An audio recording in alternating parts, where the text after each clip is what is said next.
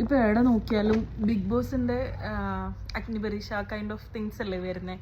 അപ്പോഴാണ് എനിക്ക് ഓർമ്മ വന്നത് ഞാൻ എൻ്റെ ഫസ്റ്റ് കമ്പനി ഞാൻ ജോയിൻ ചെയ്തൊരു ആക്ച്വലി ഇൻ കുവൈത്ത്. അപ്പോൾ അവിടെ ഞാൻ ജോയിൻ ചെയ്ത ടൈമിൽ അതൊരു പക്ക ബിഗ് ബോസ് ആയിരുന്നു. നിങ്ങൾ ക്യൂബിക്കിൽ നിങ്ങൾ ഇരിക്കുന്നിടത്ത് നിങ്ങൾ നിൽക്കുന്നിടത്ത് ഇവൻ അവർക്ക് ബാത്റൂമിൽ ക്യാമറ വെക്കാൻ പറ്റാത്തൊരു വിഷമം ഉണ്ടായിരിക്കും മേ ബി, എനിക്ക് തോന്നുന്നത്. അങ്ങനെ ഫുൾ ക്യാമറയിനും അതും നിങ്ങൾ തുമ്മുന്നത് വരെ അവർ അറിയും. നിങ്ങൾ ആർക്കും മെസ്സേജ് അയക്കുന്നത്, നിങ്ങൾ എന്താ ചെയ്യുന്നത്. It's like kind of big boss. Okay, അങ്ങോട്ടും ഇങ്ങോട്ടും ആരോടും മിണ്ടാൻ പാടില്ല, ജയില്.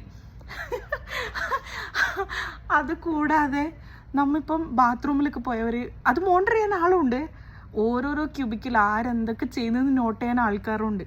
എന്നിട്ട് വിളിക്കും, എന്താ 10 മിനിറ്റ് കൂടുതലെടുത്തേ ബാത്റൂമിൽ.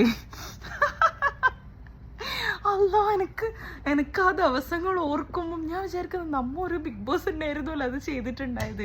ഒരു എനിക്കൊരു കോള് വരുന്നേ ഫ്രം, അതൊന്നും ഞാൻ പറയുന്നില്ല, ഫ്രം നീ എന്താ എന്നെ പറ്റി പറഞ്ഞേ, എൻ്റെ ഫോട്ടോ നോക്കിയിട്ട് എന്നെ രസമില്ല എന്ന് പറഞ്ഞാ നീ.